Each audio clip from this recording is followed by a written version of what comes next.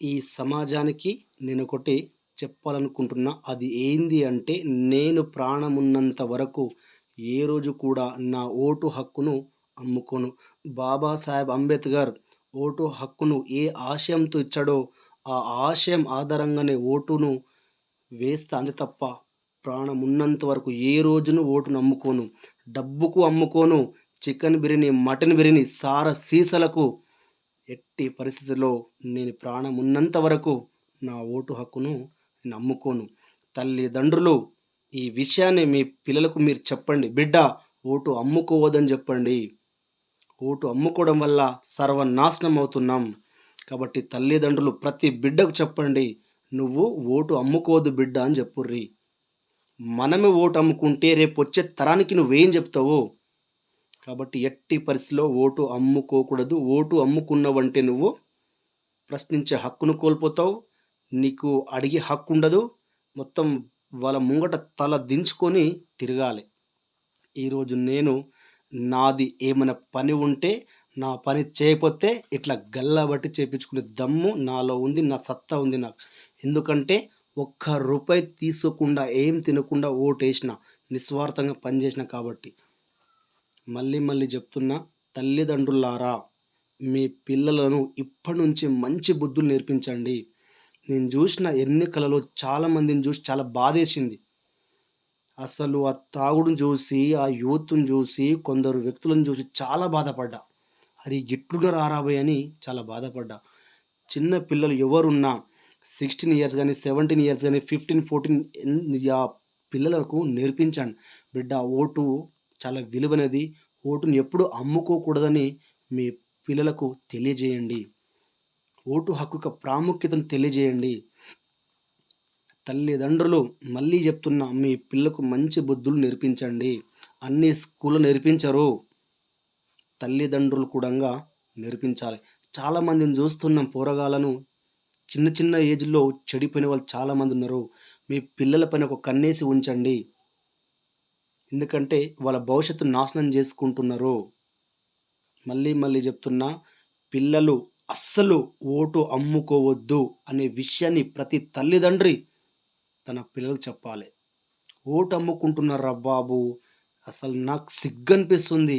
అంబేద్కరు ఓటును ఎందుకిచ్చాడు? మంచి నాయకుడిని ఎన్నుకోమని ఓటిస్తే నువ్వేం చేస్తున్నావు? డబ్బుకు లొంగుతున్నావు. సిగ్లెట్లకు, సారలకు, వాడు పెట్టే చికెన్‌కు, వాడు పెట్టే మటన్‌కు, చిన్న చిన్న వాటికి లొంగి వాళ్ళ చెప్పు చేతుల్లో మనం పనిచేస్తూ ఉన్నాం. చాలా బాధాకరమైన విషయం. నేను చూసిన మొన్న ఎన్నికలలో చాలా బాధేసింది. అస్సలు ఏందిరా బాయ్! ఇలా ఉందా?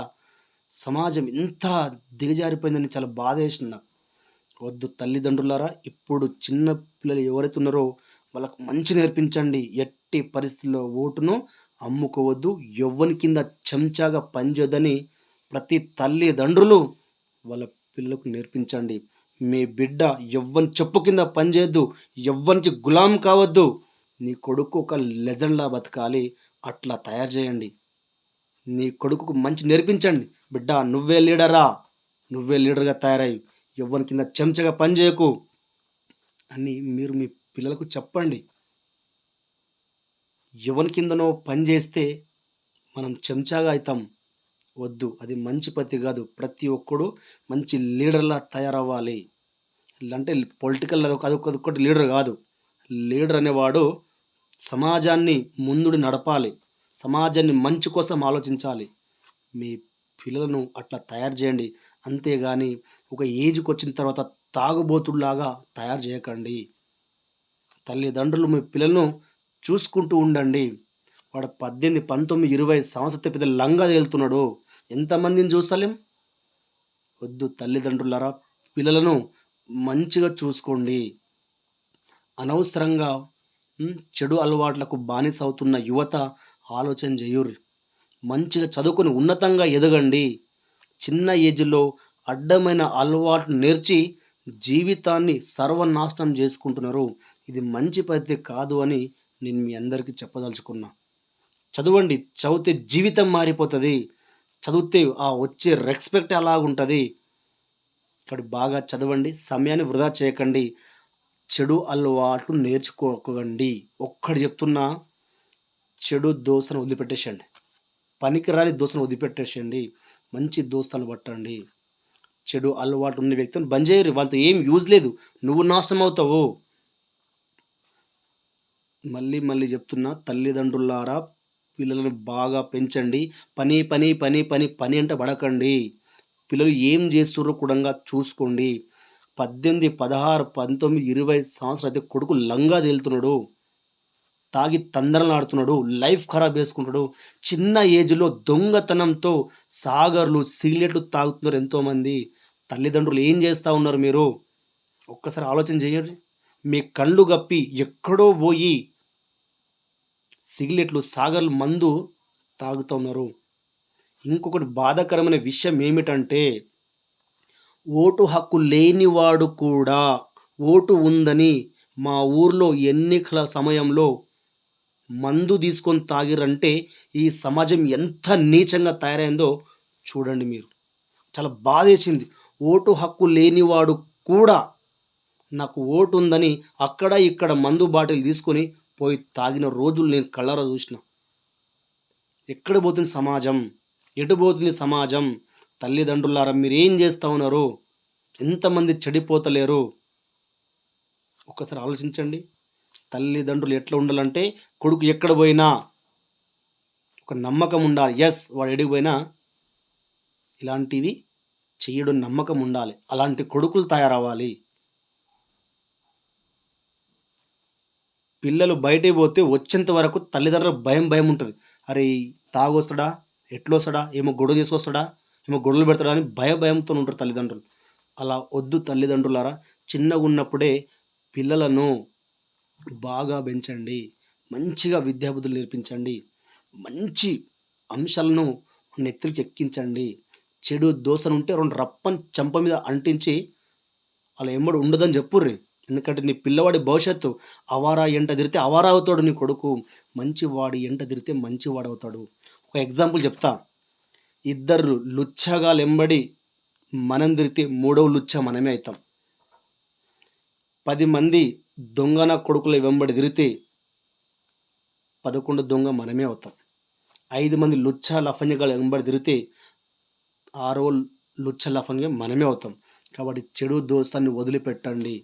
మారుదాం, సమాజాన్ని మారుద్దాం. ఎన్ని రోజులు మనం ఇట్లా ఉందని చెప్పుర్రు? ఎన్ని రోజులు ఇట్లా ఉందాం? మనము ఆలోచన చేయాలి కదా అందరూ. కాబట్టి మళ్ళీ మళ్ళీ చెప్తున్న ప్రజల్లారా, ముఖ్యంగా యువకుల్లారా, విద్యార్థులారా, చదువుపైన ఫోకస్ చేయండి. జీవితాన్ని మారుస్తుంది.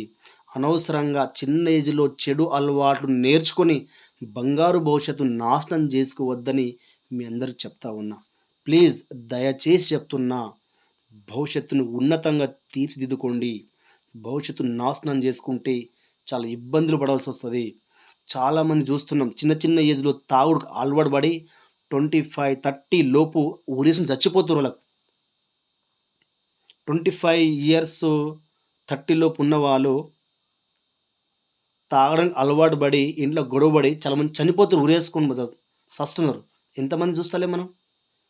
కాబట్టి మళ్ళీ మళ్ళీ చెప్తున్నా, తల్లిదండ్రులారా మన పిల్లలు ఉన్నతంగా ఎదగాలని చెప్తున్నా. ఏమైనా తప్పుగా మాట్లాడితే క్షమించండి. ఎందుకంటే సమాజంలో చూస్తున్నా కాబట్టి చెప్తున్నా, వేరే ఉద్దేశంతో కాదు. పిల్లవాళ్ళు యువత ఉన్నతంగా ఎదిగి మంచి పేరు సంపాదించాలని ఒకటే కళ, అంతే. వేరే ఉద్దేశంతో చెప్తలేను. నేను ఏమైనా తప్పుగా మాట్లాడుంటే నన్ను మీరు క్షమించాలి. నేను బాధతో చెప్తున్నా.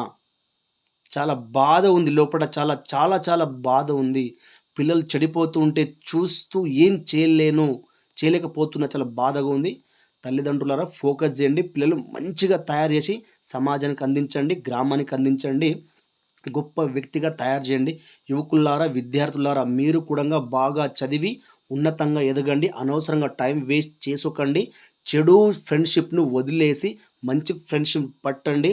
చేతిలో పుస్తకాలు, పెన్నుతో సమాజాన్ని మార్చండి. మీ జీవితాన్ని మార్చుకోండి. జై మల్గి, జై తెలంగాణ, జై హింద్, భారత్ మాతాకి జై. జై సంవిధాన్. మారుద్దాం. ఫస్ట్ మనం మారుదాం, సొసైటీని మారుద్దాం. జై తెలంగాణ, జై మల్గి.